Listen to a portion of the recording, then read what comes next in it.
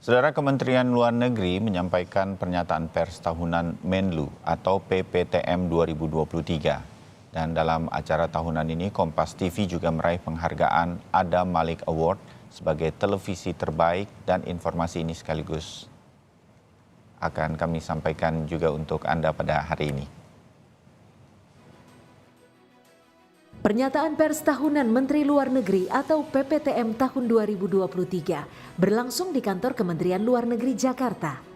Dalam pidatonya, Menteri Luar Negeri Retno Marsudi juga menyampaikan G20 di bawah kepemimpinan Indonesia berhasil memberikan banyak manfaat, termasuk terobosan kerjasama diantaranya Pandemic Fund. Indonesia berhasil mencapai beberapa terobosan kerjasama, antara lain pembentukan Pandemic Fund, Bali Compact dan Bali Energy Transition Roadmap, Digital Innovation Network, serta operasionalisasi Resilience and Sustainability Trust untuk membantu ruang fiskal negara berkembang.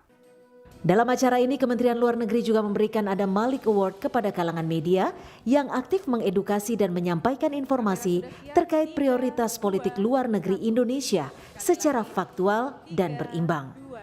Kompas TV terpilih sebagai media televisi terbaik Adam Malik Award 2023. Jadi kebanggaan yang luar biasa.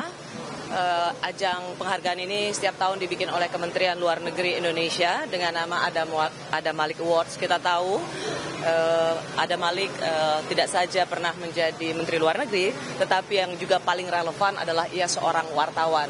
Jadi awarding atau penghargaan ini dari Kementerian Luar Negeri dengan nama Adam Malik Awards tentu saja menjadi kebanggaan buat wartawan, khususnya wartawan televisi seperti Kompas TV yang dianggap memberikan kerja-kerja jurnalistik, berita-berita tentang pentas Indonesia di panggung dunia dengan sangat berkualitas dan jadi yang terbaik.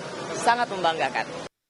Adam Malik Award atau AMA merupakan penghargaan tahunan dari Kementerian Luar Negeri Republik Indonesia. Tim Liputan Kompas TV.